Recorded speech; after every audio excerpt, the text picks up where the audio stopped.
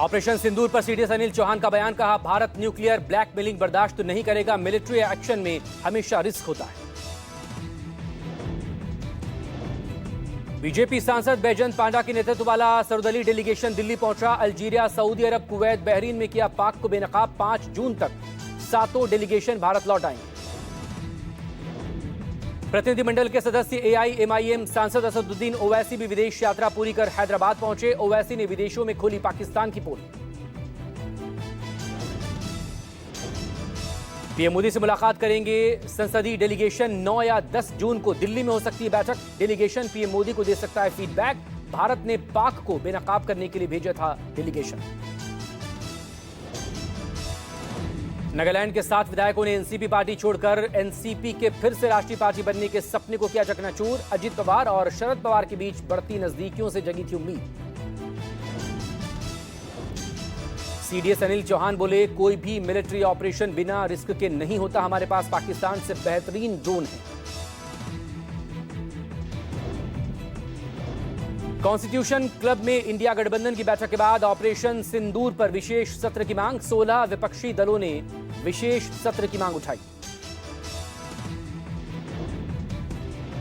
PM Modi को लिखे letter पर इंडिया गठबंधन के 16 सांसदों ने किए साइन। मनोज झा ने कहा, ट्रंप के बयानों से देश आहत, पीएम क्यों नहीं बुला रहे विशेष सत्र। शिवसेना यूबीटी सांसद संजय राउत बोले, बार बार अनुरोध के बाद भी विशेष सत्र क्यों नहीं बुला रहे। क्या हमें विशेष सत्र बुलाने के लिए राष्ट्रपति ट्रंप के पास जाना पड़ेगा। समाजवादी पार्टी के नेता रामगोपाल यादव ने कहा, संसद का विशेष सत्र बुलाया जाना चाहिए, लेकिन सत्र न बुलाकर देश की जनता को अंधेरे में रखा जा रहा है। आप सांसद संजय सिंह ने बीजेपी पर हमला बोला। ट्वीट कर कहा, भारतीय सेना पाकिस्तान से लड़ेगी, चीन से लड़ेगी, लेकिन बीजेपी सिर्फ चुनाव लड़ेगी। भोपाल में कांग्रेस पीएसी की राहुल गांधी की अगुवाई में बैठक। राहुल गांधी ने बैठक में सबके फोन बंद करवाए, गुटबाजी खत्म करने की नेताओं को नसीहत दी।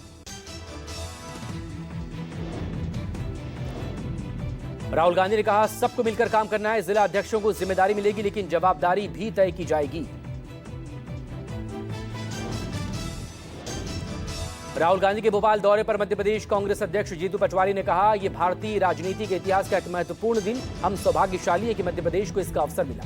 राहुल गांधी के दौरे पर बोले सीएम मोहन यादव, हमने अपने काम और संस्कार से जनता का दिल जीता, यहां कोई आए किसी की दाल नहीं गलने वाली।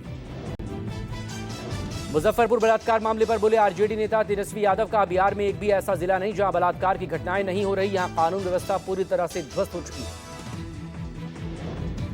तेजस्वी यादव के बयान पर उत्तर 24 परगना में बीजेपी नेता दिलीप घोष ने कहा, तेजस्वी यादव पहले अपनी पारिवारिक समस्याओं का समाधान करें, बिहार को देखने के लिए एनडीए की सरकार है। यह चुनाव से पहले उपेंद्र कुशवाहा का बड़ा बयान, कहा, हम लोग जब एक ही नाव पर सवार हैं, अगर हम डूबेंगे तो सब डूबेंगे।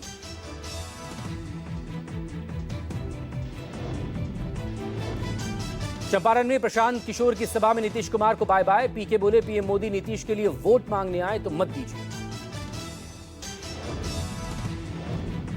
कलकत्ता हाईकोर्ट ने शर्मिष्ठा पनोली को अंतरिम राहत देने से इनकार किया। कोर्ट ने राज्य को अगली सुनवाई में केस डायरी दाखिल करने का निर्देश दिया। शर्मिष्ठा पनोली को राहत नहीं देते हुए कलकत्ता हाईकोर्ट ने कहा, बोलने की आजादी, लेकिन इसका मतलब यह नहीं कि आप दूसरों की भावनाओं को ठेस पहुंचाएं।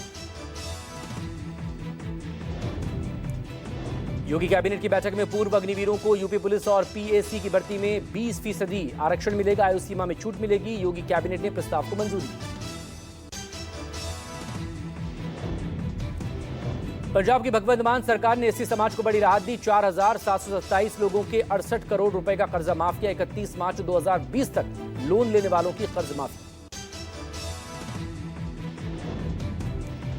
पीएम मोदी 6 जून को कटरा से कश्मीर के लिए ट्रेन को दिखा सकते हैं हरी झंडी। ट्रेन चलाने की सभी तैयारियां करीब पूरी। पीएम मोदी उद्घाटन के दौरान जनसभा को भी संबोधित कर सकते हैं।